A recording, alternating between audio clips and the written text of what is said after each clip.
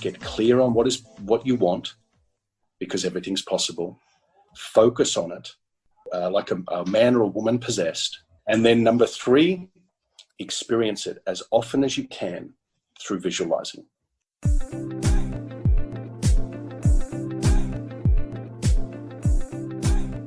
Hi, this is Caroline Stephen, and this is Talking Trading. On today's show, we are priming our subconscious minds for success with peak performance coach Matthew Patty. Matt calls the subconscious the fertile soil of reception. And today he gives an in-depth look at how to get optimal results in your life. We talk about beliefs and the long-term effect of them, the massive power of visualization and getting clear about what you really want, consistency, and morning and evening routines.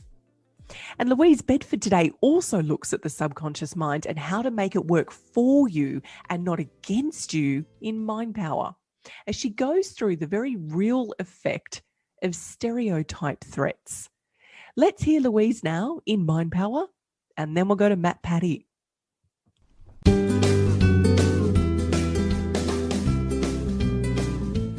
Recently on my LinkedIn feed, I got a little bit of flack from one of the people who was saying, why are you always reinforcing that women can do this? What is it about you that thinks that women are thinking that they can't do this in terms of trading effectively? And often I do cite the Brad Barber and Terence O'Dean paper that says that women are out trading men in terms of performance by around 2% a year. Now, why is it that I continually go on and on about this area? I can tell you, I came across a psychological term called stereotype threat. Now, this is where there's pressure on a particular person from a cognitive load concept, where they feel that they know that stereotype that's out there in the public and they have to beat that down in order to excel. One of the areas that has been studied extensively is females in STEM, so science, technology, engineering, and maths. Now, women have been in the past told that they're not as good at maths as the blokes are. And when matched on ability, if women are given an equally difficult test as the guys, this actually pans out. The women do not perform as well, particularly if they are told that they need to identify their gender. Just that little reminder, female or male, if they identify their gender on that test before taking the test, that actually drops their test scores. Now, what is happening here? And how can they test to see whether it's actually this stereotype pressure that people are rebelling against in their mind and having to deal with, all of those negative self-doubt thoughts that are actually affecting their test results? Well, I can tell you that they have removed that stereotype pressure, that stereotype threat, by telling the ladies, women, I know that you will have heard that this is an area that is not your domain. However, for this test, it does not apply. Now, when the women have that stereotype threat removed, they perform equally as well as the guys on that maths test. Now, isn't that interesting? What cognitive loads are you facing? What are you trying to beat down in your mind so that you can perform at your optimal? Have a think about the trading world. See what actually is on your mind as a stereotype threat. Is it that, heck, you're never going to be able to do this? Maybe it is that you can't trade alongside your job. It's just too hard. Or only morons trade Bitcoin. It's unlikely to just be the gender concept, because we know that women are outperforming men, and heck, if you're following anything to do with Talking Trading, you'll realize that that is no longer something that women should be thinking. So what is the stereotype threat that you're facing? And can you identify it, articulate it, and combat it? I can tell you one thing, By immersing yourself in the world of talking trading, you are doing just that. You are putting your best foot forward. You are indoctrinating your mind so that your subconscious can work for you instead of against you. Hi, I'm Janine Alice, founder of Boost Juice Bars and Shark on Shark Tank, and I listen to Talking Trading.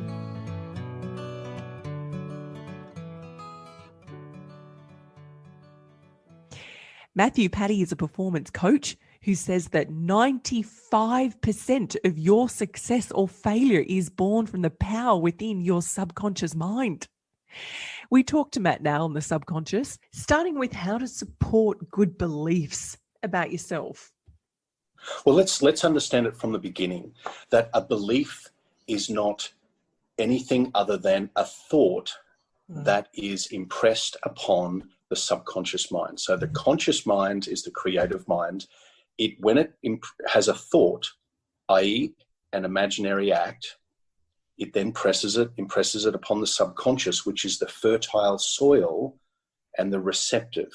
So it receives the impression, and what you think and what you believe to be true, that's the important part, is now impressed upon the subconscious, and the subconscious through the instrument of feeling goes about and produces the result for us. So a belief is a collection of thoughts gathered and repeated over time, and therefore reinforced by us believing that the outside world, our results in our trading account or our financial statement, whatever it may be, that is all that I am worth. So that'll bring up a belief that, well, money is hard to come by, or getting ahead is in very incremental stages. However, it takes a long time, whatever it may be. Whatever the thought is, the belief anchored to that thought or connected to that thought is really the result of long-term thinking and the habitual thinking of a certain thing. So to change it, we must change the way that we think, and therefore understand that the subconscious is imprinted long-term through habits. So the moment you start thinking, this is difficult, or I'm afraid to go into a trade, or I'm feeling too exuberant in a trade, then the whole idea of my subconscious is actually the equalizer. It actually seeks to balance and harmonize my universe, harmonize my bank account, harmonize my wealth generation. So if I become so exuberant and fantastical in my expectations, then I am going to be pulled down and balanced and unified back to even. And so from a belief perspective, we can believe that we are destined for greatness, and yet we fall short of it because we live in this grandiose idea that, everything comes easily, or that, I've got my head in the clouds. So long-term programming of the subconscious happens through repetition. It happens through changing your thoughts, and therefore the thoughts that you act upon. No matter how much talent you've got, no matter how many grandiose dreams you might have, you still have to grind and do the work both internally and physically. You still have to have a really good trading plan. You still have to execute your trading plan. You still have to be grounded in what you do. Yes, absolutely. And this is where the two worlds collide. And for most people, I've been around trading for a while myself. I do trade, and I have many clients who are in the wealth creation space themselves as their hobby or their side gig to their business. And what I've noticed is what is taught right from the get-go is that the external world is real, that the external world, the world of objects and things, is the master. So therefore, if I see the result that I want appearing in my outside world, I'll feel better. I'll feel worthy. I'll feel like I've achieved something. If I do not see the facts outside of me supporting what I want, then I'll come into mutiny with those thoughts. Like, maybe I'm not worth it. Maybe I make bad trades. Maybe I'm not meant to do this. Maybe I'll, the picture of my mum or my dad or my great uncle or whoever it is who lost heaps of money on the stock market, will come into play as a negative thought. So the outside world is actually a representation of the inner dialogue. So whilst you follow your trading plan, you must build and follow an inner plan, because the inner gives expression to the outer. That's as simple as it is. An inner plan. I love this. So let's talk about wiring our brain, tricks and tips to wire our brain for success. What would you say about that, Matt? First and foremost is get really clear on what you want. The mirror neurons in the brain obviously do that. Unless we can see very clearly what we want to achieve as an end result, we can see the end, what I call the preferred end, then unless we can see that, we will dance between, the polarities. We'll dance between yes and no, maybe or maybe not. So we must be clear on our end.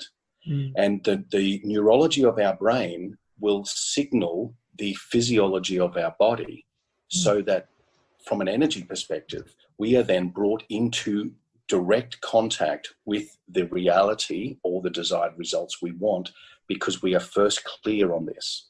So we must be clear, and then we must align our thoughts to the end. So if I want to have, let's say I want to have a $100,000 profit over the next 2 to 3 years in my trading account. Now, if I can see that end, and that experience of $100,000 is not the money, it's actually what does the $100,000 yield or give me for lifestyle and enjoyment as an experience. Now I can feel that result ahead of time. And in feeling that result ahead of time, I can now begin to build momentum on the subconscious level to wire me to that new future, and therefore lean in with practice and clarity into the decisions that feel aligned with that end. Let's talk about consistency, because consistency is vital for trading. You have to consistently follow your trading plan, whether you feel like it or not, whether you're taking losses or wins. Yep. Successful people are consistent. What do you say about that? 100% agree. It's doing the 1% thing every single day that builds the compounding over time. The slight edge. It's the slight edge. Subconscious is the same, because when I go back to, we get addicted to the outside world. The trade's going well or it's not going. I'm in the money, I'm out of the money, whatever it's going to be. And so then I take that into my family. I take that into my next conversations. I take that into bed with me, and I become intimate with this frustration or this exuberance. And so that is what is getting impressed on the subconscious. So do the 1% every day, which is, do you have a morning routine and an evening routine that sets you up for the desired results that you want to experience? Brilliant. Let's talk about the morning and evening routines. What do you suggest? What are they? How do they create this consistency in the 1%?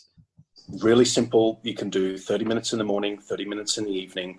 Make it a devotion. Make it a commitment, just as you did to learning how to trade, because at the beginning you'll get caught up with, bearish and bullish divergence. You'll start be talking about all these different patterns and how do I do this and what's this signal for? And it's at the beginning, it feels complicated because it's new. So the morning routine, because when you come out of sleep, you are coming out of theta, a deep brainwave state, into alpha. And in alpha, you are really, really receptive. So instead of going for your phone and looking at trade alerts, instead of going to the TV or engaging in conversations with other people, invest 30 minutes in the morning to look at what I call your desire download, which is essentially all the things that you want to experience, doesn't matter how big or how small they are, and you give gratitude for the acceptance of those right now. It means that if I want the horse or the back wheels of my car repaired, or I want, a new computer, or I want that bill paid, whatever it is, very, very small or very big, you treat everything as the same. And you bring your body into a state of gratitude, which is, thank you, I can see it fulfilled, and that is done. I can also, with gratitude in this alpha state, visualize very clearly my game plan. I don't get into the game plan and start thinking about the how. I visualize the outcome. Yes. So let's say, going back to the $100,000 trading portfolio, and you're well in the money and all those sort of things, you are visualizing that in the morning whilst you are relaxed and receptive. In the evening, you take that to bed with you. You run a scene. If you want to do meditation, I highly encourage that, whether it's 5 minutes or 30 minutes, whatever it may be, to quieten your mind. And what you go to bed with and become intimate with is what sets up your life. So your morning routine sets up your day. Your evening routine sets up your life. So the evening routine, as we go from high beta, mid-range beta, maybe alpha, we've been watching TV or we've been having a glass of wine with the family or whatever it is, we want to slide into bed and to sleep, moving from alpha into theta, which is I go to sleep being intimate with the fulfillment of my desires, which means I visualize and role play what it feels like for my desired end to be real. The subconscious loves that. The subconscious is fed by that. It does always surprise me how powerful the subconscious is. You'll be out in the world creating and something will happen. God, how did that happen? That must have been way back in my subconscious. Yes. So reprogramming is not woo-woo. This is really important stuff. This is real. This is real. It's been spoken about through scripture, through the ancients, through a lot of the early, New Age thought movement. It is embedded in many, many texts, and a lot of people overlook it because it's intangible. Because I can't pull it out of me and hold it in my hand, it doesn't exist, or it's too complicated. So you don't need to be Freudian. You don't need to be Jacques Cousteau and start to explore the depths and all the rest. You just need to understand the fundamentals. It's exactly like trading. When you understand that the subconscious is the long-term programmer and it receives without question anything you send it, you give it through thought, that it will go and work to advance you towards that which you give it. And it could be what you don't want through poor thinking, or that which you do want through aligned, focused thinking. Matt, do you have any final words of advice, something else you'd like to say on top of this? Really simply, it's you can have everything that you want, provided you are clear and focused and committed to seeing it through. And the one line to leave you with is persist until. Do not give up, surrender, or hand over the responsibility for your desires to be fulfilled to anyone else. Get clear on what you want, because everything's possible. Focus on it, like a man or a woman possessed. And then number 3, experience it as often as you can through visualizing. Where can people go to find out more about you, Matt? MatthewPatty.com. Go straight there. You'll only see one page right now, and it's all about Mind School. So I'm launching it very soon. It's a free group for entrepreneurs and business owners, teaching you how to break limits, build confidence, and 10x your success using the power of the subconscious.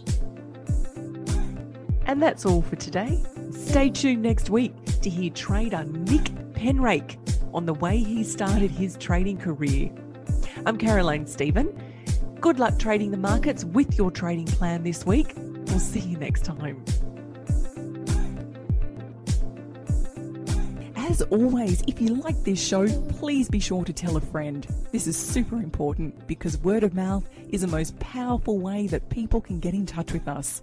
You can also subscribe on Apple Podcast and make sure you give us a big fat 5-star review because it helps people find us. You'll also notice that Talking Trading doesn't use sponsors and barely advertisers. This is because Chris Tate and Louise Bedford fund this show from tradinggame.com.au. If you'd like to get Louise's 5-part free e-course, register at tradinggame.com.au. So until next week, happy trading. The views represented on Talking Trading are general in nature and do not take into account your objectives, financial situation or needs. Before acting on any of the information, consider its appropriateness in regards to your own situation.